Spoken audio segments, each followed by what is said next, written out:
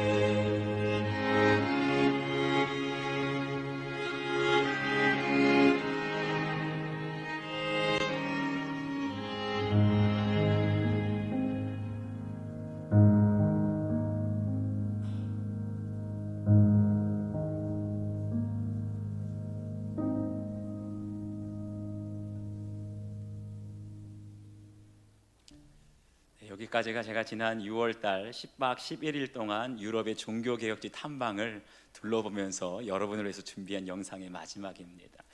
우리가 종교개혁자 존 칼빈의 삶을 역사적으로 조명해 볼 때 위대한 업적을 남기게 되었는데, 그런 많은 업적들을 딱 두 가지로 요약을 할 수가 있는데, 하나는 칼빈이 남긴 한 권의 책과 또 하나의 도시라고 요약할 수 있습니다.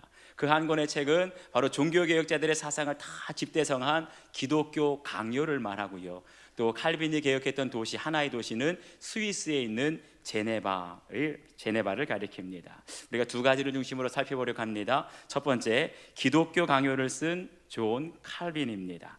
우리 자막에 있는 말씀 야고보서 1장 12절 말씀을 다 같이 한 목소리로 읽도록 하겠습니다. 시작.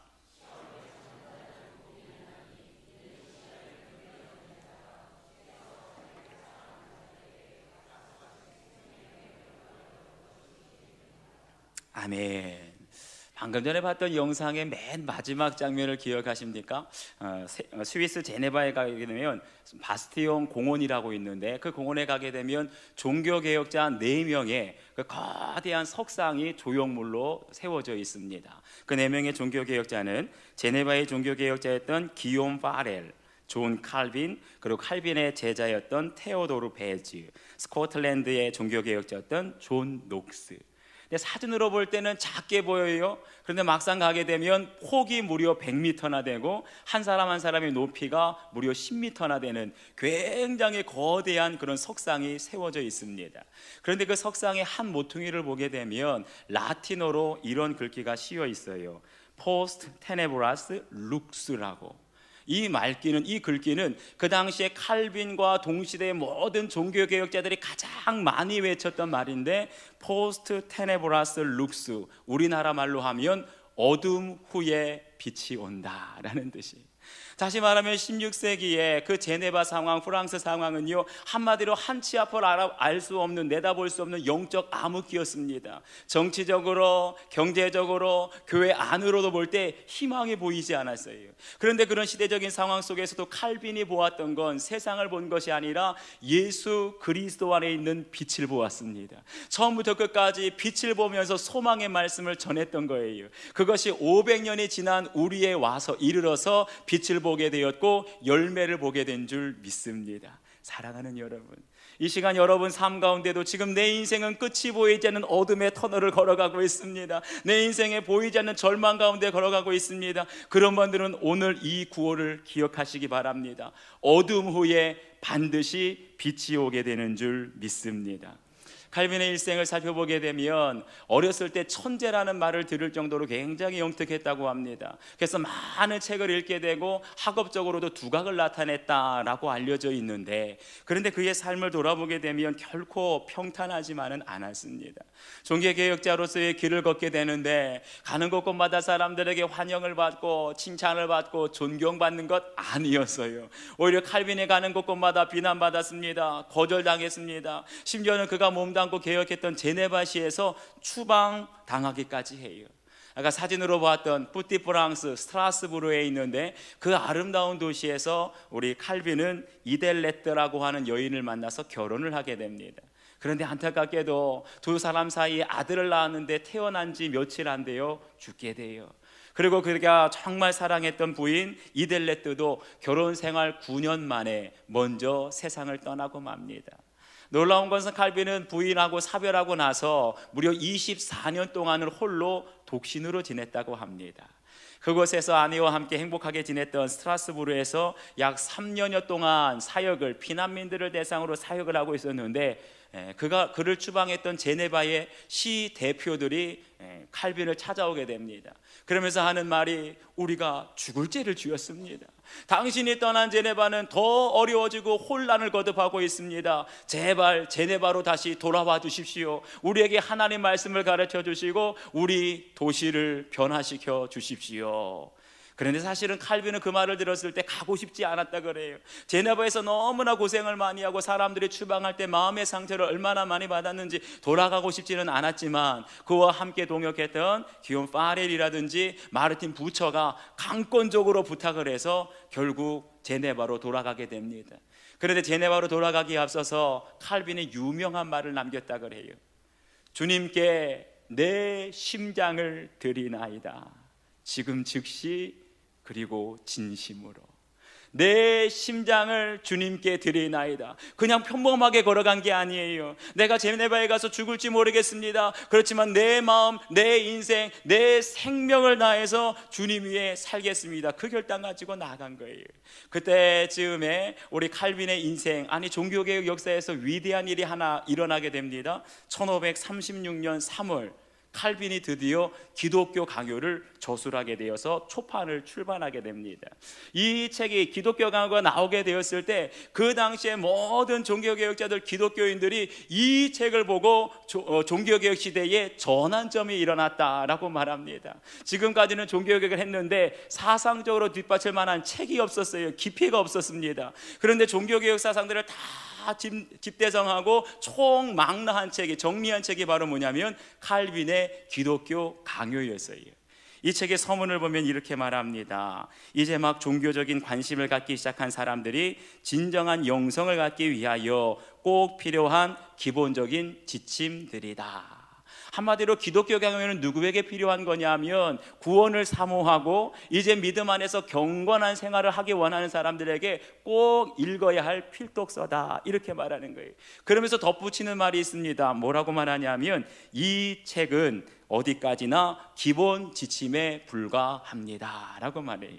그래서 어떤 사람들은 그냥 입문서구나, 초신자들이 읽게 되는 필독서, 얇은 입문서구나 생각할지 모르겠는데 실제로 기독교 강요를 보게 되면 이따만하게 두꺼운 책이, 이런 책들이 한 3권에서 5권 정도 있습니다. 그래서 신학생들도 다 읽기, 정독하기 어려울 정도의 책인데 그 책을 가리켜서 칼빈은 뭐라냐면 입문서에 불과합니다 라고 말이에요. 근데 더 놀라운 건 뭐냐 하면 그런 기독교 강요를 칼빈이 몇 살에 썼느냐, 자그마치 26살에 이 책을 썼다는 거예요. 그래서 일화가 있습니다. 그 당시에 구텐베르크에 의해서 인쇄술이 발달돼가지고 칼빈이 기독교 강요를 썼을 때 눈값 삽시간에 이 책이 유럽 전역으로 퍼지게 되었는데 많은 사람들이 기독교 강요를 읽고 감동을 받고 깜짝 놀랐는데, 두 번째 놀라게 된 것은 그것을 직접 쓴 저자 칼빈을 만나고 또 놀랐다는 거예요. 이렇게 방대한 책, 이렇게 체계적인 책, 이렇게 깊이가 있는 책을 저술한 사람이 이렇게 젊은 학자라니 하고 깜짝 놀랐다는 겁니다. 그런데 사실은 칼빈의 기독교 강요는요, 한 번으로 완성된 책이 아니라 칼빈의 평생에 걸쳐서 26살에 시작한 것이 50살, 무려 23년에 걸쳐가지고 이 기독교 강요가 완성되었다고 합니다. 처음으로 출판된 때는 1권 6장으로 간결하게 출판이 되었는데 마지막 완성본이 출간될 때는 4권 80장의 분량으로 완성본이 나왔다는 거예요. 무엇을 말해줍니까? 다시 말하면 칼빈은 평생에 걸쳐서 성경을 연구하고 또 연구했습니다. 그보다 앞서 있었던 모든 신학자들의 사상을 또 읽고 또 연구하고 당시의 모든 종교개혁자들의 사상을 샅샅이 읽고 연구해서 집대성해서 완성한 칼빈의 인생의 역작 중에 역작이 무엇이냐면 바로 기독교 강요라는 거예요. 그래서 칼빈을 연구했던 목사님 중에 백금산 목사님이라고 계신데, 이 목사님은 칼빈의 기독교 강요를 일컬어서 뭐라 말하냐면 이 기독교 강요야말로 성경을 해석하는 최고의 해설서이다. 우리가 성경을 그냥 읽을 수 없습니다. 하나님의 뜻이 무엇이고 계획이 무엇인지 이해해야 되는데 최고의 해설서가 되는 것이 바로 기독교 강요이고, 이 기독교 강요는 우리 성도들이 사회생활을 어떻게 해야 되는지, 국가와의 관계는 어떻게 되는지 그 모든 것들을 정확하게 설명해 놓은 사용 설명서, 매뉴얼이다라고 설명하고 있어요. 그만큼 기독교인들에게, 우리 한국교회와 세계교회와 모든 기독교 역사에 지대적인 영향을 미친 것이 바로 칼빈의 기독교 강요였습니다. 사랑하는 여러분, 우리가 종교개혁자들의 후예라고 한다면, 칼빈의 후예라고 한다면 마땅히 기독교 강요 한 권 정도는 읽어야 되지 않겠습니까? 여러분의 얼굴을 보니까 감동이 없어요. 제발 부탁입니다. 다른 책은 다 고사하고라도요, 드라마 보지 못하더라도 이 기독교 강요 한 권만큼은 여러분들의 서재에 꼭 소장해 두시기를 주의 이름으로 축원합니다. 다 읽지는 못하더라도 한 장씩 한 장씩 읽게 되면 여러분에게 살이 되고 피가 되고 영성에 큰 유익이 될 줄 믿습니다. 사랑하는 여러분, 그런데 보세요. 칼빈의 인생에 있어서 이 기독교 강요가 언제 나오게 되는지 두고 보게 된다면 칼빈의 인생이 결코 평탄하지 않았다 그랬어요. 칼빈을 가리켜서 뭐라고 말하냐면 평생 병약하고 빼빼한 몸에 살았기 때문에 칼빈은 걸어다니는 종합병원이다 라는 별명을 들었습니다. 말년까지 그렇게 신음하고 고통당했던 사람이 존 칼빈이었어요. 뿐만 아니라 사랑하는 사람 아내와 일찍 사별하고 사랑하는 아들을 태어나자마자 사별하고 그리고 가는 곳곳마다 사람들에게 환영받기보다는 거절당하고 쫓겨나고, 인간적으로 보게 되면 칼빈만큼 불우한 인생을 산 사람이 없었습니다. 그럼에도 불구하고 칼빈에게는 한 가지 확신이 있었어요. 그것이 무엇입니까? 포스트 테네브라스 룩스, 어둠 뒤에는 반드시 하나님의 빛이 비추게 될 줄 믿습니다. 비록 내가 살아가고 있는, 내가 현재 처하고 있는 모든 상황은 끝이 보이지 않는 어둠의 터널 속에 있지만 이 터널을 지나가게 되면 하나님의 빛이 내 인생을 비춰주실 줄 믿습니다. 포기하지 않았어요. 실망하지 않았어요. 어두움 가운데 있었지만 자기에게 맡겨진 사명, 기독교 강요를 끝까지 완성할 수 있었습니다. 그럴 때에 어둠 속의 빛과 같이 그 기독교 강요는 종교개혁 시대의 빛을 비추고 지난 500년 동안 세계 교회와 우리 모든 성도들의 삶을 말씀으로 개혁하고 말씀으로 돌아가게 하고 말씀 위에 굳게 설 수 있도록 이 책을 통해서 역사하신 줄 믿습니다.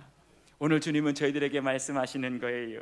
시험을 참는 자는 복이 있나니 이는 시련을 견디어낸 자가 주께서 자기를 사랑하는 자들에게 약속하신 생명의 면류관을 얻을 것이기 때문이라. 아멘이십니까? 사랑하는 여러분, 시련 중에 나오신 성도님 계십니까?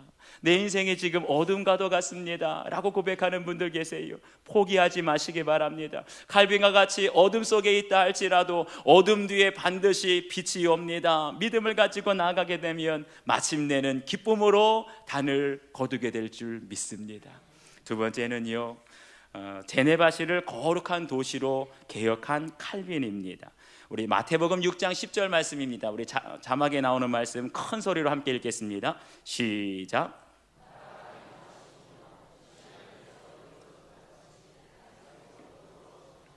아멘. 흔히 종교개혁을 일으켰던 마르틴 루터의 신학을 한마디로 요약한다면 이신칭의라고 합니다. 오직 의인은 믿음으로 말미암아 살리라. 그런데 이에 반해서 칼빈의 신학을 한마디로 요약한다면 하나님의 절대 주권이라고 요약할 수 있어요. 다시 말하면 칼빈에게 있어서 모든 사회의 영역, 우리가 생활하는 곳곳마다 하나님이 다스리십니다. 하나님의 절대 주권이 우리의 삶의 모든 영역에 미치도록 하는 것, 그것이 칼빈의 꿈이었어요. 그렇기 때문에 루터의 종교개혁은 개인의 구원에 머물렀다고 한다면 칼빈의 종교개혁은요, 개인의 구원을 뛰어넘어서 나만 변화되고 나만 구원받는 것이 아니라 내가 구원받고 변화되면 사회가 변화되고 사회가 곳곳마다 하나님이 다스리시고 하나님의 나라가 임하는 것, 바로 그렇게 해서 개혁이 일어난 것이 스위스의 제네바였다는 거예요. 스위스의 제네바를 가게 되면 그렇게 아름다운 곳이 없습니다. 사진으로 아까도 보았지만 그 도시에 가면 레만 호수라고 알프스에서 내려온 물이 그 저수지를 큰 호수를 이루게 되었는데, 그곳에 가게 되면 사람들이 그렇게 여유로울 수가 없어요. 요트를 타기도 하고 배를 타기도 하고 여유를 즐깁니다. 세상에서 가장 아름다운 곳, 세상에 가장 관광객이 많은 곳, 그것이 바로 스위스의 제네바입니다. 가서 가이드에게 들었던 말에 의하면 세계적인 부자들이 가장 이민 오고 싶어하는 나라가 어디냐, 바로 스위스의 제네바라고 말하는 거예요. 그런데 제네바가 항상 옛날부터 그렇게 살기 좋고 아름답고 깨끗한 도시였느냐? 그렇지 않다라는 겁니다. 16세기 칼빈이 제네바에 도착했을 때까지만 해도 역사적인 자료에 의하면 유럽에서 가장 악취가 나는 도시가 어디였느냐? 바로 제네바였다는 거예요. 칼빈이 막상 제네바에 가보니까 여기저기 성이 무너져 있습니다. 여기저기 쓰레기 더미가 쌓여져 있습니다. 사람과 동물의 인분과 배설물이 곳곳에 흩어져 있는 것, 악취가 가득한 것, 사람이 살 수 없는 것, 그곳이 제네바였다는 거예요. 그런데 그런 제네바의 시의원들이 다시 칼빈을 초청합니다. 당신의 말대로 순종하겠습니다. 우리에게 말씀을 가르쳐 주시고 우리 도시를 변화시켜 주십시오. 그래서 칼빈이 사람이 살 수 없는 악취가 가득한 스위스에 갔을 때 가장 먼저 개혁한 것이 무엇이냐? 제네바에 있는 술집과 제네바에 있는 모든 사창가를 지금 당장 철거하도록 하십시오 라고 명령을 했어요. 그러면서 했던 것이 말씀으로 가르치고 기도로 그들을 변화시킵니다. 그런데 칼빈에게 있어서 중요한 것, 위대한 것은 무엇이냐 하면 신앙적으로만 개혁을 한 것이 아니라, 교회 안에만 개혁한 것이 아니라, 칼빈이 가장 관심을 많이 가졌던 건 가난한 사람들, 소외된 사람들. 그래서 그들을 위해서 종합 구빈원을 직접 만들고요, 프랑스 기금을 만들어서 가난하고 어려운 사람들에게, 또 난민들에게 사회복지를 구체적으로 실현한 사람이 바로 존 칼빈이었습니다. 그런데 제네바 역사에 있어서 칼빈이 끼쳤던 중요한 업적이 한 가지 있는데, 그것이 무엇이냐 하면 그냥 사람들에게 베풀기만 하고 어려운 사람들을 도와주기만 한 것이 아니라, 그 당시에 가장 나빴던 사회의 폐단 중에 하나가 고리대금이었습니다. 이 고리대금 때문에 가난한 사람들은 굴레에서 벗어날 수가 없었던 거예요. 그래서 고리대금을 금지하는 명령을 내리고, 칼빈이 뭐라 그랬냐 하면 이자를 연 4% 이상 받지 못하도록 법을 만듭니다. 지금은 불가능하겠지만 그 당시는 교회법이 곧 사회법이기 때문에 칼빈이 최초로 제네바시의 이자율을 4%로 동결을 시켜버렸어요. 그것이 무려 400년 동안 제네바 역사에 지속이 되었다고 합니다. 이것으로 인하여서, 칼빈의 조치로 인하여서 제네바시는 세계적인 경제의 중심지가 되고 금융의 중심지가 되었다라고 말하고 있어요. 그렇게 하면서 제네바시가 서서히 변화되기 시작합니다. 사창가를 철거하게 됩니다. 술집의 문을 닫게 됩니다. 말씀으로 가르치게 됩니다. 가난한 사람, 난민들에게 도움을 주기 시작합니다. 그러기 시작하니까 여기저기 정말 쓰레기 더미가 쌓여있고 온갖 구석에서 악취가 가득하였던 제네바시가 변화되기 시작하는데, 하나님의 말씀이 가르치고 사회의 구석구석을 하나님이 다스리시는 거룩한 도시로 탈바꿈되어진 줄 믿습니다. 무려 500년 전까지만 해도 그 제네바시는요, 사람들이 가장 살기 힘든, 누구도 살고 싶어 하지 않는 악취가 가득한 도시였는데, 그런 도시가 어떻게 해요? 하나님이 다스리시고 말씀이 다스리시는 거룩한 도시로 변화되었다는 거예요. 그런 도시를 보면서 스코틀랜드의 종교개혁자였던 존 녹스는 친구에게 이렇게 편지를 씁니다. 내가 감히 당당하게 말하건대 사도시대 이후로 이 지상에 존재했던 어떤 것보다도 가장 완벽한 도시가 이곳 제네바입니다. 생활과 종교가 이곳처럼 신실하게 개혁된 곳을 나는 지금까지 어디에서도 본 적이 없습니다. 다시 말하면 칼빈에 의해서 제네바시가 변화되었을 때 교회만 변화된 것이 아니라, 종교만 변화된 것이 아니라, 사회 구석구석 가장 완벽하게 하나님의 말씀으로 변화된 곳, 그것이 제네바였다는 거예요. 그런데 그것이 누구에 의해서 변화됐다고요? 많은 사람, 정치에 의해서 변화된 것이 아니라 하나님의 말씀, 오직 성경으로 하나님이 다스리시는 도시를 개혁하겠다 했던 칼빈, 종교개혁자 한 사람에 의해서 이 위대한 일이 일어나게 된 줄 믿습니다. 사랑하는 여러분, 이것이 저희들에게 무엇을 말씀해 주겠습니까? 저와 여러분은 마땅히 우리가 담대하게 말하건대 칼빈의 후예고 종교개혁자들의 후예인 줄 믿습니다. 오늘 우리 장로교회를 가르쳐서 뭐라고 말하냐면 칼빈주의 개혁교회다라고 말하고 있어요. 그것은 무슨 말이냐면 우리 안에 칼빈의 피가 흐르고 칼빈의 정신이 흐르고 칼빈의 전통이 흐르고 있는 줄 믿으시길 바랍니다. 이건 무슨 말이에요? 우리도 칼빈처럼 나만 변화되고 나만 구원받는 데 머무르는 것이 아니라 우리를 통하여서 목감이 변화되어지고, 우리 믿는 사람들을 통하여, 우리 교회를 통하여 이 지역의 가난한 사람들, 소외된 사람들을 돕기를 원하고, 우리 교회와 믿는 사람들을 통하여 사회의 악이, 사회의 모든 악배가 다 근절되기를 원하고, 사회 곳곳마다 하나님이 다스리시고 하나님의 주권이 인정되어지는 하나님의 나라가 임하는 이 도시가 되기를 원하시는 줄 믿습니다. 그렇게 하려면 어떻게 될까요? 우리 자신이 새로워져야 될 줄 믿습니다. 다시 일어나야 할 줄 믿습니다. 더 철저하게 말씀으로 우리를 개혁하고 말씀으로 우리 교회를 개혁하며 새로워지게 될 때 뜻이 하늘에서 이루어진 것 같이 땅에서도 이루어지이다. 오직 날마다 개혁하고 변화되고 말씀 위에 굳게 선 교회와 주의 성도들을 통하여서 하나님의 뜻이 하늘에서 이룬 것 같이 이 땅에서도 이루어지게 될 줄 믿습니다. 우리 함께 기도하겠습니다.